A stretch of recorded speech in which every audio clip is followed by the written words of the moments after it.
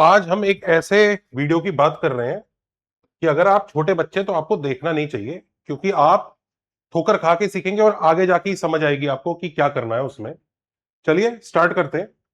Relations को count करने के बारे में और रिलेशंस के ऊपर जेई में, मेंस में, एडवांस में बहुत भयंकर क्वेश्चंस आते हैं और बहुत इंपॉर्टेंट पार्ट है। छोटा सा टॉपिक है पर उस पर क्वेश्चन एक आता है और लोग क्या कर रहे होते हैं कि लोग मोर ल्यूक्रेटिव, मोर इंटरेस्टिंग चैप्टर्स पे ध्यान दे रहे होते हैं। मतलब पूरा महीना लगा दिया इंटीग्रेशन पे, एक दो क्वेश्चन आए और उतने ही क्वेश्चन इस चैप्टर से आ रहे हैं। सोचिए, तो जो छोटा चैप्टर है जो उतने क्वेश्चन दे रहा है वो ज्यादा अच्छा है, क्या आपने करे हुए हैं, लगे हुए हैं, you wasted a lot of time in let's say limits limits में लगे हुए हैं, पर अल्टीमेटली उसमें से एक क्वेश्चन आ रहा है। तो यू हैव टू अंडरस्टैंड कि कुछ चैप्टर्स मार्क्स वाइज उनकी डेंसिटी बहुत हाई होती है, मतलब कम मेहनत में आपको ज्यादा मार्क्स दे सकते हैं। पर बच्चे फूलिशली नहीं करेंगे, नहीं करेंगे, उनको ड्रॉप लेना पड़ेगा, पेपर खराब होगा। और अकल आती है जब वो 18 साल से आगे हो जाते हैं, जब ड्रॉप ले रहे होते हैं। तो जब 18+ हो जाए तब आप चाहें तो इस वीडियो को देख लीजिएगा।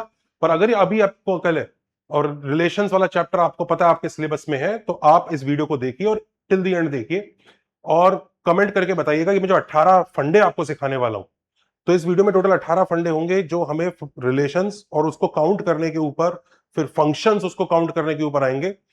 इसमें से कितने फंडे आपको समझ में आए, कितने फंडे आपको आते थे, जो भी है कमेंट करके बताइएगा। चलिए लेट्स स्टार्ट। तो हम इसमें अजम्पशन रिलेशन वाले पार्ट में ये ले रहे हैं कि जो ए सेट है हमारा, उसमें एन एलिमेंट्स है और रिलेशन डिफाइंड ऑन सेट ए है। मतलब वो रिलेशन जो है ए क्रॉस ए, जो कार्टेशियन प्रोडक्ट है, उसका सबसेट है। टोटल 18+ फंडे होंगे। वी आर स्टार्टिंग, एक एक फंडा धीरे धीरे शुरू करते हैं। Let's start. तो सबसे पहले फंडा नंबर 1, मैट्रिक्स विजुअलाइजेशन की बात करते हैं कि हम किसी भी रिलेशन को मैट्रिक्स की फॉर्म में कैसे रिप्रेजेंट करेंगे, क्योंकि इसकी बहुत जरूरत आएगी जब हम उनको काउंट करना शुरू करेंगे। तो जैसे ए में एक छोटा सा सेट लिया है 1 2 3, तो ए क्रॉस ए मैंने पूरा का पूरा ड्रॉ कर दिया यहाँ पे। 1 1 1 2 1 3 2 1 2 2 2 3 3 1 3 2 3 3। और ए क्रॉस ए आप जानते ही होंगे, एक्स पहले सेट से लेना होता है, वाई दूसरे सेट से लेना होता है। ये जो कोऑर्डिनेट्स आए हैं ना, एक्स कॉमा वाई, इसमें से एक्स पहले सेट से, वाई दूसरे सेट से। अब इसका कोई भी आप सबसेट लोगे वो रिलेशन होता है। इवन एम्प्टी सेट भी एक रिलेशन है। अब इसका मतलब यह है कि हमें इसमें से बस एलिमेंट सेलेक्ट करने होते हैं और हमें सिंपली ये इन्फॉर्म करना होता है कि भाई तुम में से कौन कौन सा हमारे सबसेट में आएगा, वो एक रिलेशन बन जाएगा। जैसे for example look at this, ये एक रिलेशन है जो इसका एक सबसेट है, जिसमें आप देख सकते हैं ये वाला एलिमेंट, ये वाला एलिमेंट और ये वाला एलिमेंट यूज हुआ है। तो अगर रिलेशन में ये 3 एलिमेंट यूज हुए हैं, तो देखा जाए तो अगर हम सिर्फ यही बता दें कि ये तीनों एलिमेंट यूज हो रहे हैं, बाकी नहीं हो रहे हैं, तो भी हमारा काम चल जाएगा। मतलब इसी को लिखने का ये नया स्टाइल देखिए। ये तो एक तरह से मैट्रिक्स की तरह है। 1 रिप्रेजेंट करता है मतलब वो एलिमेंट है, 0 रिप्रेजेंट करता है वो एलिमेंट नहीं है। तो हर एक का जो प्लेस होल्डर है ना, ये देखिए 9 प्लेसेस है यहाँ पे। तो हर एक प्लेस पे 0 या 1 यहां लिखेंगे मैट्रिक्स में। और ये जो मैट्रिक्स है ये इसी रिलेशन को रिप्रेजेंट कर रहा है। ये 1 का मतलब वो वाला एलिमेंट है, ये वाले 1 का मतलब ये वाला एलिमेंट है, ये वाले 1 का मतलब ये वाला एलिमेंट है, और बाकी सब जगह 0 का मतलब बाकी एलिमेंट नहीं है। तो हर एक जगह उसकी जो लोकेशन है ना, उसके हिसाब से हम 0 1 लिख के हम बता सकते हैं कि रिलेशन क्या है। तो ये जो मैट्रिक्स रिप्रेजेंटेशन है ये रिलेशन के लिए काफी यूजफुल होता है। इसमें होता क्या है, टोटल n क्रॉस n का एक मैट्रिक्स बनता है, उसमें 0 या 1 फिल करना होता है हमें। तो आप समझ सकते हैं जैसे यहाँ पे x की वैल्यू 1 2 और 3 है, यहाँ पे y की वैल्यू 1 2 और 3 है। ये 1 का मतलब है 1,1 है इसमें, ये 0 का मतलब है 1,2 नहीं है, ये 0 का मतलब 1,3 नहीं है, यहां पे 0 आ रहा है यानी 2,1 नाम का एलिमेंट नहीं है। एक और एग्जांपल ले लेते हैं। जैसे मान लीजिए अगर हमें इसको रिप्रेजेंट करना है, तो देख लीजिए कौन कौन से हैं। ये है, ये है, ये और ये है। तो बस इसी के हिसाब से आप मैट्रिक्स बना दीजिए, 1 1 1 1 1, सिंपल, खत्म। तो सबसे पहले इस मैट्रिक्स विजुअलाइजेशन को अच्छे से समझ लीजिए, कोई नई चीज नहीं है, ये उसी को कहने का एक शॉर्टकट है। हर ऐसे यूनिक मैट्रिक्स के लिए यूनिक रिलेशन आएगा और हर यूनिक रिलेशन के लिए ऐसा मैट्रिक्स आएगा, वाइस वर्सा। 1 to 1 इनमें रिलेशन है आपस में। तो अगर आप ये गिन लेते हैं तो वो गिन लेंगे, ये गिन लेंगे तो ये गिन लेंगे, एक ही बात है। तो चलिए फंडा नंबर 1 में अगर आप मैट्रिक्स का विजुअलाइजेशन समझ चुके हैं, तो अब हम फंडा नंबर 2 की तरफ आते हैं, इस मैट्रिक्स के बारे में थोड़ी सी बातें समझते हैं। ये जो मैट्रिक्स है, अगर सेट ए में n एलिमेंट्स है तो ये n क्रॉस n का मैट्रिक्स बनेगा। यहाँ पे टोटल n स्क्वायर एलिमेंट्स होंगे, आप समझ सकते हैं। और अगर टोटल n स्क्वायर एलिमेंट्स आ रहे हैं तो उसके डायगोनल पे सोचिए कितने एलिमेंट्स आएंगे, n एलिमेंट्स आएंगे, क्योंकि आप देख सकते हैं हर एक कॉलम से वो एक एक एक एक लेता चला जाएगा। इसके बाद अगर कोई पूछे कि डायगोनल के अलावा कितने एलिमेंट्स हैं, तो n square minus n elements होंगे डायगोनल के अलावा। और फिर वो पूछे डायगोनल के नीचे कितने एलिमेंट्स हैं, तो इसी का आधा। और डायगोनल के ऊपर कितने हैं, उसी का आधा। ये जो नीचे वाले एलिमेंट्स होंगे इसमें x ग्रेटर देन y होगा, आप देख सकते हैं। जैसे ये वाला एलिमेंट उठा लीजिए 4 2, x y से बड़ा होगा। और ये वाला एलिमेंट देखिए 2 4, इसमें x छोटा होगा। तो x ग्रेटर देन y वाले भी इसके आधे हैं, x लेस देन y वाले भी इसके आधे हैं। तो ये मैट्रिक्स को हम थोड़ा सा समझ चुके हैं। अच्छा, ये मैट्रिक्स ऐसा काम करता है। अब हर एलिमेंट के पास ऑप्शन होता है 0 या 1 होने का, कोई और नंबर नहीं फिल कर सकते। 0 या 1, 0 मतलब वो अगर यहां पर 0 फिल्ड है तो 3 4 पे 0 फिल्ड है, तो मतलब 3,4 नहीं है। और अगर यहीं पे 1 फिल्ड है तो मतलब 3,4 है। इतना सही खेल है और कुछ नहीं है। आई होप ये सबको क्लियर हो गया होगा। अब अगर ये चीज क्लियर हो गई है तो इसके पहले हम रिलेशंस को काउंट करना शुरू करें तो मैं आपको एक चीज बता देता हूं बच्चों। एक बार आप एकेडजा टेस्ट सीरीज को जरूर देखिए, उसके क्वेश्चंस हम टीचर्स ने बहुत मेहनत से बनाए हैं। कोई भी क्वेश्चन ऐसा नहीं है कि हमने 2 पीवाईक्यू लिए, उठा के डिजिट चेंज कर दिया और हो गया। ध्यान दीजिए, पीवाईक्यू की प्रैक्टिस आप वैसे भी करते ही रहते हैं। आपको ने जहां पढ़ाई की होगी वहां पीवाईक्यू की प्रैक्टिस की होगी। उसके बाद क्या हुआ होगा, उसके बाद आपको उस तरह के क्वेश्चंस आते हैं। फिर जब आप टेस्ट सीरीज में उस जैसे क्वेश्चन देखते हैं तो आपको एक झूठा कॉन्फिडेंस हो जाता है कि मेरा बहुत अच्छा हो रहा है। लास्ट ईयर भी कई बच्चों ने ऐसी कंप्लेन की थी कि हम कहीं टेस्ट सीरीज दे रहे हैं, वहां तो मेरे नंबर बहुत अच्छे आते थे, एक्चुअल जेई खराब हो गया। वो एक्चुअल जेई इसलिए खराब हो गया क्योंकि वो जो टेस्ट सीरीज है वो कुछ आपको टेस्ट नहीं कर रही है, वो आपको शॉक नहीं दे रही है, वो आपको रिपीटेटिवनेस, रिपीटेशन से आपको एक रोबोटिक तरीके से ट्रीट कर रही है। तो हमारी जो टेस्ट सीरीज एक बार जरूर चेकआउट कीजिएगा। टेस्ट सीरीज के साथ साथ आपको 2 सिस्टम भी फ्री मिलेगा जिसमें आप अनलिमिटेड टेस्ट कस्टमाइज कर सकते हैं। टेस्ट देते हैं तो उसके बाद आपको उसके अपने डेंजर एरिया पता चलते हैं। उन डेंजर एरिया के कॉरस्पॉन्डिंग आपको कंटेंट मिलेगा जो आप प्रिपेयर कर सकते हैं, क्वेश्चन, छोटे छोटे वीडियो जिसको आप प्रिपेयर कर लेंगे तो आप इंप्रूव हो जाएंगे। उसी से मिलते जुलते क्वेश्चन जो आपके डेंजर एरियाज होंगे वो सब चीजें हैं उसमें। इसके अलावा checkout our courses, specially power 50 courses. ये क्लास 8 9 10th के उन बच्चों के लिए है जो एक्चुअली स्पेशल बच्चे हैं, जो जल्दी से जेईई की तैयारी शुरू करना चाहते हैं। बाकी बाकी कोर्सेज के बारे में आप जानते हैं। Now coming to, let's continue. Number of relations, total number of relations की बात करनी है। तो टोटल नंबर ऑफ रिलेशंस मतलब इस मैट्रिक्स को हमें फिल करना है। और आप समझ सकते हैं हर एक जगह या तो 0 आएगा या 1 आएगा। टोटल n स्क्वायर एलिमेंट्स है। अब n स्क्वायर एलिमेंट्स है, हर जगह या तो 0 आ रहा है या 1 आ रहा है। तो हर प्लेस पे 2 ऑप्शन है, तो 2 की पावर n स्क्वायर हमारा आंसर स्ट्रेट फॉरवर्ड आ जाएगा, which is total number of relations. अब बात करते हैं, आपने खुद देखा कि काउंटिंग काफी इजी हो चुकी है इसकी हेल्प से। अब काउंटिंग इजी हो गई है तो हम कुछ और एग्जांपल्स की बात करते हैं। तो जैसे ये वाला क्वेश्चन है कि एक सेट ए है n एलिमेंट्स का। अब हम ए क्रॉस ए कार्टेशियन प्रोडक्ट के सबसेट वाले रिलेशंस की बात कर रहे हैं। तो कितने रिलेशंस होंगे ए में, तो इसका आंसर तो हम अभी ऑलरेडी बता ही चुके हैं, 2 की power n square, that we have already done. But सवाल ये उठता है कितने नॉन एम्प्टी रिलेशंस होंगे ए में such that x is greater than y। और x जो ए के एलिमेंट्स जो है ना वो 1 2 3 4 वही सब है। तो नॉन एम्प्टी रिलेशंस बताने हैं ए के अंदर। ए आपका ये है, लेट से ये ए। तो ऐसे नॉन एम्प्टी रिलेशंस बताने हैं such that x is greater than y। किस तरह से करा जाए? तो सबसे पहली बात, x is greater than y। देखो, जरूरी नहीं है कि वो सारे एलिमेंट्स चाहिए जो जिसमें x is greater than y होगा। उसने कहा कि अगर x कॉमा y उस रिलेशन में है तो उसमें ऐसा हो रहा है कि x is greater than y। हो सकता है 5,2 उसको बिलोंग ना कर रहा हो। जरूरी नहीं है कि 5 मतलब हर ऐसा एलिमेंट प्रेजेंट होना चाहिए। वो ये कह रहा है कि अगर एलिमेंट प्रेजेंट है तो वो ऐसा है। तो जितने ऐसे एलिमेंट्स हो सकते थे उसमें से कुछ हो सकते हैं, कुछ नहीं भी हो सकते। इस तरह की चीज समझ में रखिएगा। कंटिन्यूइंग, तो अब इसको किस तरह से हैंडल करें? तो आप एक चीज समझ ही सकते हैं कि ये चाह रहा है कि मैं ये जो डायगोनल के नीचे वाले एलिमेंट्स है ना, इन्हें वो देखना चाह रहा है कि इसमें से मैं अलाउ करूंगा, क्योंकि ये वही जोन होता है जहां पे एक्स जो है वाई से बड़ा होता है। तो इसमें से कुछ एलिमेंट्स में अलाउ करूंगा, दैट इज हिज थॉट। इसके ऊपर वाले वो एक भी अलाउ नहीं करेगा। तो आप समझ सकते हैं कि ऊपर वालों में तो फोर्सिबली उसने क्या कहा है कि 0 ही आना चाहिए।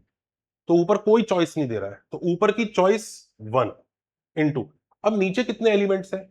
नीचे वाले एलिमेंट्स है n into n minus one by two, और हर एक के पास चॉइस है कि भाई मेरे को आना भी हो सकता है, नहीं भी आना हो सकता है, आऊंगा या नहीं आऊंगा, आऊंगा या नहीं आऊंगा, तो 2 की पावर दैट। इसमें से उसने कहा नॉन एम्प्टी चाहिए, यानी एक सिनेरियो ऐसा भी हो सकता है कि नीचे भी सब जगह 0 भर दे वो, तो फिर पूरा ही 0 हो जाएगा, वो एम्प्टी वाला हो गया। बस उसी को हमें सब्ट्रैक्ट करना है, and that is what gives us this answer. तो आप समझ रहे हैं मैट्रिक्स की हेल्प से कैलकुलेशन और काउंट करना कितना आसान हो जाता है, क्योंकि हमारे सामने एकदम बिल्कुल जैसे कहते हैं ना पोस्टमार्टम किया हुआ रखा हुआ है, तो हम सब बता सकते हैं खूनी कौन है, कैसे मारा था, क्या था, तो it is easier to handle. तो आई होप यू अंडरस्टैंड कि काउंटिंग इज रियली इजी। एक और क्वेश्चन ट्राई करते हैं। नॉन एम्प्टी रिलेशन चाहिए ए में, वापस नॉन एम्प्टी की बात कर रहा है, such that if x comma y belongs to R, उस रिलेशन को बिलोंग कर रहा है, तो difference of x and y is less than equal to 2। अब आप सोचो ए अगर हमारा सेट है वही वाला, ये ए है, तो ऐसे रिलेशन उठाने हैं ए क्रॉस ए से, सच दैट, और ए क्रॉस ए कितने सारे एन स्क्वायर एलिमेंट्स होंगे, उसमें से such that difference of x and y 2 या 2 से छोटा होना चाहिए। तो अब एक चीज सोचिए, एक्स माइनस वाई, इसका मतलब क्या हो सकता है? 0 हो सकता है, यानी एक्स और वाई इक्वल हो सकते हैं। एक्स और वाई इक्वल होने वाले सब होंगे डायगोनल पे, यानी डायगोनल हो सकता है। दूसरा, एक्स माइनस वाई 1 भी हो सकता है। तो एक्स माइनस वाई अगर 1 है, तो यानी एक्स जो है वाई प्लस 1 है, तो वो ये वाला साइड है, डायगोनल से नीचे वाली लाइन। एक्स माइनस वाई 2 भी हो सकता है, तो वो इससे भी नीचे वाली लाइन अलाउड है, इसका मतलब। एक्स माइनस वाई माइनस 1 भी हो सकता है, यानी ऊपर वाली लाइन भी अलाउड है। और एक्स माइनस वाई माइनस 2 भी हो सकता है, तो यानी ये भी अलाउड है। तो यानी ये जो चार, 1 2 3 4 5, ये जो 5 लाइन है यहीं पे अलाउड है सारा। इसी में से पॉइंट्स उठाने हैं जो उठाने हैं। तो अगर हम ये चीज समझ रहे हैं इसी जोन में से उठाने हैं, तो इसमें और बाकी वाले पक्का होने नहीं चाहिए, यू डोंट नीड देम। तो उन सब जगह तो हम 0 ही फिल करेंगे, तो उधर इधर भी 0 फिल करने का वे और इधर भी 0 फिल करने का वे, तो 1 ही होगा। दोनों जगह आपने 0 फिल कर दिया। अब यहां कितने एलिमेंट्स हैं ये काउंट करना पड़ेगा। भाई ये बीच वाली जो लाइन है, इसमें तो n एलिमेंट्स थे डायगोनल। इसके ऊपर वाली जो होगी उसमें n माइनस 1 होंगे, और इसके जस्ट नीचे वाली में भी n माइनस 1 होंगे। उसके ऊपर वाली में n माइनस 2 होंगे, और नीचे वाली में भी n माइनस 2 होंगे। तो आई थिंक ये 5n माइनस 6 एलिमेंट्स आ रहा है टोटल मिला के। इन पांचों में देख सकते हैं हम लोग, अगर 5 क्रॉस 5 में भी ट्राई करें, 1 2 3,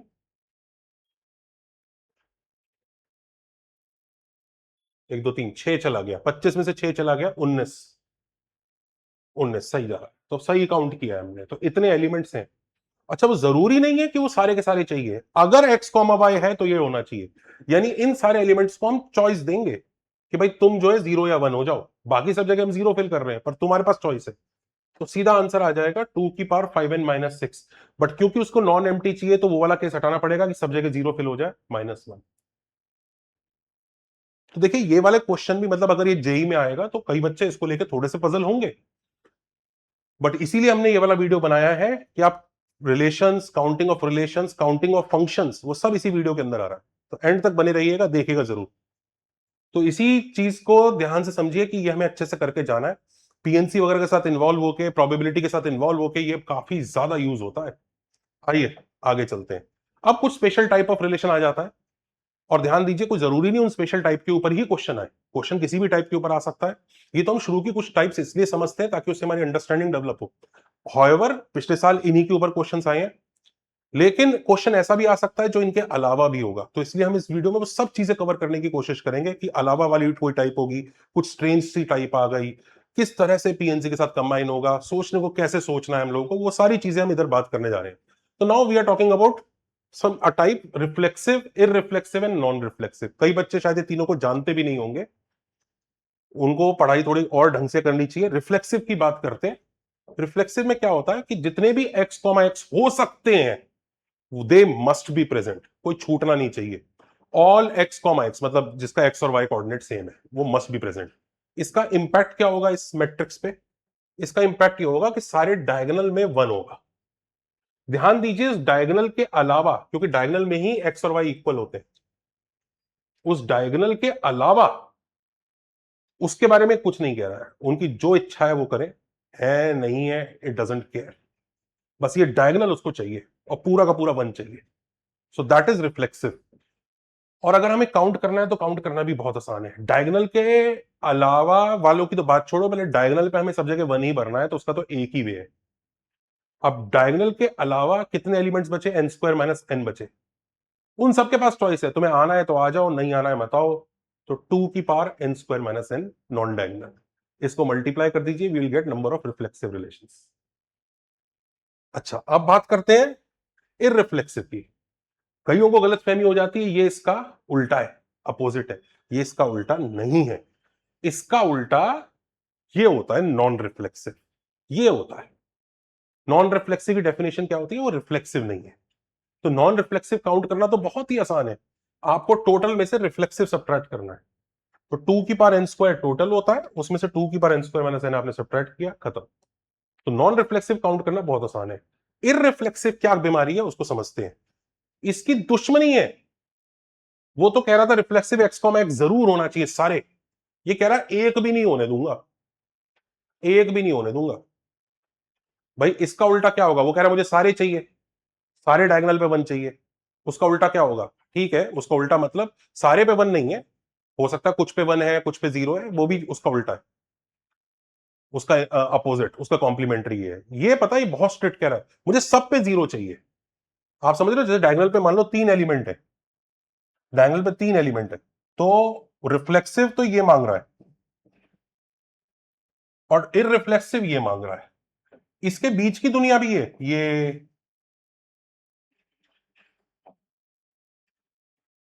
ये सब दुनिया भी है। तो ये आपका इररिफ्लेक्सिव है, ये आपका रिफ्लेक्सिव है, और ये नॉन रिफ्लेक्सिव है। आप फर्क समझ गए? तो अगर ये चीज क्लियर है तो अब हमें इररिफ्लेक्सिव काउंट करना है। तो इररिफ्लेक्सिव के लिए सोचिए, इस बार वापस डायगोनल पे हमें जबरदस्ती 0 भरना है, और बाकी एलिमेंट्स जो नॉन डायगोनल है उनकी इच्छा है, आना है आओ, नहीं आना है मत आओ, चिल रहो रे। लाइफ में चिल रहना चाहिए तुम्हें, तुम चिल रहो। तो वो चिल रहते हुए ये डायगोनल वाले सारे जीरोस के लिए और ये नॉन डायगोनल के लिए 2 की power n square minus n, आराम से आंसर आ जाएगा।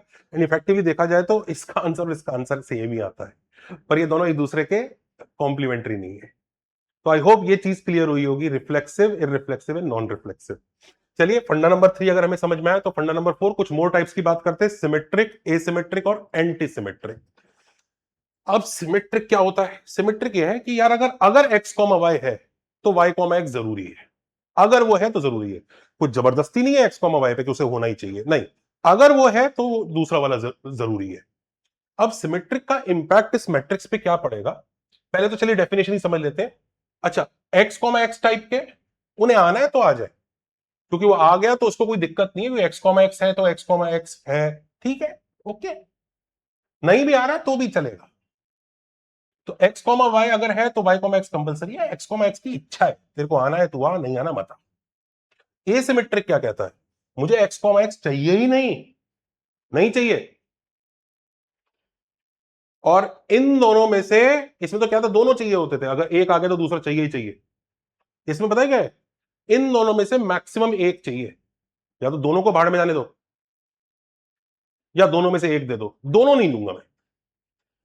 और वहीं पर एंटी सिमेट्रिक में ये कहता है एक्स कॉमा एक्स चलेगा, अगर इक्वल हो रहे तो चलेगा, ये इक्वल नहीं होने देता, पर इन दोनों में से मैं भी मैक्सिमम एक ही लूंगा। तो आप एक चीज समझिए कि इन दोनों में एसिमेट्रिक और एंटी सिमेट्रिक में सेकंड कंडीशन तो सेम है दोनों के लिए। ये क्या कहता है कि मुझे डायगोनल वाले नहीं चाहिए, ये बोलता है डायगोनल वाले चल जाएंगे। वो भी क्या कहता है? डायगोनल वाले चल जाएंगे। तो डायगोनल वाले चल जाएंगे, डायगोनल वाले चल जाएंगे, डायगोनल वाले नहीं चलेंगे। एक्स कॉमा वाई और वाई कॉमा एक्स वाला जो पेयर है वो तो दोनों चाहिए, या दोनों नहीं चाहिए। इसे या तो एक चाहिए या दोनों नहीं चाहिए, या एक चाहिए या दोनों नहीं चाहिए। तो इस चीज को समझ के रखिएगा, कंफ्यूजन मत रखिएगा। पहले इनको काउंट करते हैं और फिर इनका अच्छे से सिखाएंगे कि ये आपस में इनमें से भी कोई एक दूसरे का उल्टा है, वेन डायग्राम में कैसे दिखते हैं ये, रिफ्लेक्सिव, इररिफ्लेक्सिव और नॉन रिफ्लेक्सिव को तो आप समझिएगा कि कौन सा किसका उल्टा है, क्या कहानी है। अच्छा, अब एक चीज देखिए, अगर मैं देखूं तो रिफ्लेक्सिव, इररिफ्लेक्सिव और उनका अगर वेन डायग्राम बनाऊं तो कहता है कैसा बनेगा। ये रिफ्लेक्सिव है, ये बाहर नॉन रिफ्लेक्सिव है, और नॉन रिफ्लेक्सिव का ही एक बच्चा है इररिफ्लेक्सिव, ऐसा है। इस तरह का खेल है, नॉन रिफ्लेक्सिव का ही बच्चा है वो इररिफ्लेक्सिव, ये कहानी है। पर अगर आइए इसको समझते हैं पहले जल्दी से, सिमेट्रिक एंटी सिमेट्रिक वगैरह को। तो पहले अगर हमें ये क्लैरिटी आई है तो इनको थोड़ा काउंट करने का तरीका देखते हैं। सिमेट्रिक को काउंट करना काफी आसान है, मैं बताता हूं। पहली बात उसने कहा था डायगोनल का मुझे टेंशन नहीं है, आना है तो आ जाओ, याद आया ना, एक्स कॉमा एक्स की मर्जी है, तो आना है तो ओके। तो डायगोनल पे एन एलिमेंट्स है, उनसे ये कह रहा है कि भाई तुम्हें आना है तो आ जाओ, नहीं मैं कोई जबरदस्ती नहीं करूंगा। तो हर एक एलिमेंट ये सोचता है कि यार शादी में जाना है कि नहीं जाना, जाना है कि नहीं जाना। तो जितने भी डायगोनल वाले हैं ना, ये सारे के सारे डायगोनल वाले सोचते हैं कि यार अपने को जाना है कि नहीं जाना। तो हर एक के पास दो ऑप्शन है, तो टू की पावर एन फॉर डायगोनल। अब ध्यान से सुनो, इसमें ये जो पेयर्स है, जैसे मान लीजिए 3,1 और 1,3 आपस में कनेक्टेड है, ये पेयर्स कनेक्टेड है, देख लीजिए ये है तो ये जरूरी है, तो इन्हें कहते हैं डायगोनल के पेयर्स हैं ये। तो इन पेयर्स में क्या ऑप्शन होगा, या तो दोनों जगह 1,1 होगा, दोनों जगह 1,1, या फिर दोनों जगह 0,0 होगा। सिर्फ यही दो ऑप्शन है हमारे पास उस पेयर के लिए। तो पहली बात तो पेयर गिनते हैं कितने हैं, total element n square minus n थे डायगोनल के अलावा, पेयर कितने हुए, n square minus n by 2। और हर एक पेयर के पास दो ऑप्शन है, या तो दोनों आ जाओ 1,1 या दोनों 0,0। तो 2 की power n square minus n by 2 ये आपका वो काम कर देगा। यानी हर एक पेयर को आप ऐसा ऑप्शन दे रहे हो। आप ऐसा भी कह सकते हैं बिलो डायगोनल वाले को आपने चॉइस दे दी कि भाई तू कुछ भी हो जा, बिलो डायगोनल वाले को 0 या 1 की चॉइस दे दी। अब 0 नीचे वाले ने चूज किया तो ऊपर वाले को भी 0 ही चूज करना पड़ेगा, तो ऊपर वाले के पास चॉइस नहीं रहेगी फिर। तो आप ऐसा भी कह सकते हैं हमने नीचे वाले n square minus n by 2 को चॉइस दे दी कि तुम कुछ भी हो जाओ, ऊपर वाले अपने आप तुम्हारी शक्ल देख के अपने आप को कॉपी कर लेंगे। So this will work. तो इन दोनों को मल्टीप्लाई कीजिए, हमारा आंसर 2 की power n square plus n by 2 आएगा, जो सिमेट्रिक के लिए। अब एसिमेट्रिक को काउंट करते हैं। एक्स कॉमा एक्स नहीं चाहिए, एक्स कॉमा एक्स नहीं चाहिए मतलब डायगोनल पे एक ही वे है, सब जगह 0,0,0,0,0,0। और वो जो पेयर है, वो पेयर कितने बनते हैं, n minus n, n into n minus 1/2 pair बनते हैं भाई। डायगोनल के अलावा जो एलिमेंट है वो एन स्क्वायर माइनस एन है, उसका आधा, इतने पेयर्स बन रहे हैं। अब हर एक पेयर से पूछो कि भाई तेरे पास क्या क्या ऑप्शन अवेलेबल है, भाई वो बताएगा कि देखो या तो ऐसा हो सकता है दोनों ही भाग जाए, समझ रहे हो, या तो ऐसा हो सकता है दोनों ही भाग जाए, मतलब नीचे वाला भी भाग जाए, ऊपर वाला भी भाग जाए। ये ऐसा हो सकता है नीचे वाला कह दे मैं हूं तो ऊपर वाला डिसअलाउ हो जाएगा, क्योंकि उसे मैक्सिमम दोनों में से एक ही चाहिए होगा। या ऊपर वाला कह दे मैं हूं तो नीचे वाला भाग जाएगा। तो तीन चॉइस है हर एक डायगोनल पेयर के पास। तो हर एक पेयर के पास तीन चॉइस है और इतने पेयर्स हैं, तो 3 की power n into n minus 1/2 होगा। मल्टीप्लाई करके हमारा आंसर 3 की power n into n minus 1/2 होगा। This is for asymmetric. Now we are talking about anti symmetric. उसे एक्स एक्स चलेगा, चलेगा कि हाँ भाई दोनों होना चाहते हैं, मतलब डायगोनल वाले एलिमेंट्स आना चाहते हैं तो आ जाए, आ जाए, जबरदस्ती नहीं है। जबरदस्ती सिर्फ रिफ्लेक्सिव करता है, मुझे सारे डायगोनल वाले चाहिए, ये नहीं कर रहा है। आना है तो आओ, आओ, अपना ही घर समझो, सब बढ़िया है। तो वो जो डायगोनल वाले एन एलिमेंट्स हैं उन सबके पास तो दो चॉइसेस हैं, आना है तो आ जाओ, तो 2 की पावर है।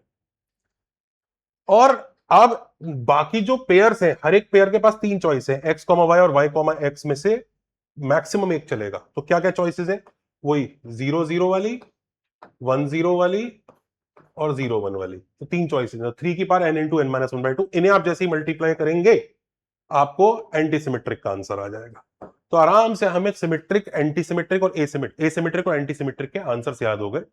इसको कंफ्यूजन कई बच्चों को जरूर होता है, ये कौन सा है ये कौन सा है। इसको ऐसे याद रखोगे, एंटी सिमेट्रिक में ज्यादा बड़ा नाम है तो उसका आंसर भी बड़ा है, ये छोटा है तो उसका आंसर भी छोटा सा है। अब इसमें पता है एक कंफ्यूजन और होता है लोगों को कि इनका वेन डायग्राम कैसा है, सिमेट्रिक, एंटी सिमेट्रिक और एसिमेट्रिक का, इनमें से कौन सा किसका उल्टा है। एक्चुअली कोई सा किसी का उल्टा नहीं है इसमें,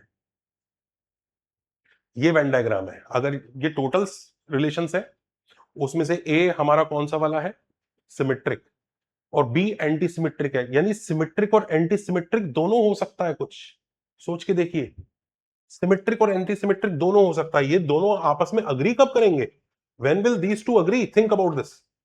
ये दोनों आपस में अग्री कैसे कर रहे हैं, सिमेट्रिक और anti symmetric, why can they agree. ये देखो, ये दोनों तो इसको देखो, x कॉमा एक्स चलेगा, इन दोनों में से मैक्सिमम एक चाहिए। ये कह रहा अगर एक है तो दूसरा जरूरी है, तो अगर इधर लड़ाई हो गई तो इसका मतलब डायगोनल के अलावा तो कोई एलिमेंट नहीं आएगा। समझ रहे हैं, डायगोनल के अलावा कोई एलिमेंट नहीं आ रहा है। और अगर डायगोनल के अलावा कोई एलिमेंट नहीं आ रहा, और डायगोनल वाले एलिमेंट का कोई जरूरी नहीं है, डायगोनल वाले एलिमेंट से उसको भी प्रॉब्लम नहीं है, इसको भी प्रॉब्लम नहीं है, तो जिसको आना है आ सकते हैं। So that is are anti symmetric. तो एंटी सिमेट्रिक ऐसा रहता है बीच में, मतलब आप ये समझ सकते हो कि ये वो वाला जोन है जब सिमेट्रिक और एंटी सिमेट्रिक कॉमन होते हैं, कि डायगोनल और नॉन डायगोनल, डायगोनल वाले जो एलिमेंट्स हैं उसमें 0 या 1 है, और नॉन डायगोनल में पक्का 0 है। तो लेट्स से एक रिलेशन है, मतलब 1 से ए जो है 1 से n तक है, एक रिलेशन है 1 1 2 2, बस वो इसमें आ जाएगा। 1 1 3 3 5 5 6 6 7 7 वो भी इसमें आ जाएगा। वो इसका भी पार्ट है, इसका भी पार्ट है। अच्छा याद रखिए, जो आपका एसिमेट्रिक है वो एंटी सिमेट्रिक का बच्चा ही है। भाई एंटी सिमेट्रिक क्या कहता है, वो यही कहता है ना, देखो डायगोनल पे मुझे कोई दिक्कत नहीं है, कुछ भी आ जाए, पर एसिमेट्रिक ये कहता है डायगोनल में मैं सब में जगह 0 दूंगा। तो asymmetric is a special case of anti symmetric, इसलिए वो उसका सबसेट है। अच्छा, अगर डायगोनल भी तुम्हारा 0 हो जाए और सिमेट्रिक भी तुम्हारा 0 हो जाए, मतलब वो सारे एक ऐसा रिलेशन बनाओ जो एम्प्टी रिलेशन है, तो क्या एम्प्टी रिलेशन को हम सिमेट्रिक और एसिमेट्रिक भी बोलेंगे? बोलेंगे तो इन दोनों का इंटरसेक्शन में वो आएगा, ऐसा रहेगा एक एलिमेंट, कि वो जो एम्प्टी रिलेशन है ना, अगर वो उसको काउंट किया जाए तो वो इकलौता एक बचता है कि वो सिमेट्रिक और एंटी सिमेट्रिक दोनों में है। अच्छा एक चीज और देखो, ऐसे भी रिलेशन है जो सिमेट्रिक और एंटी सिमेट्रिक के अलावा है। ये देखिए, ये बाहर है, ए और बी दोनों से बच गया।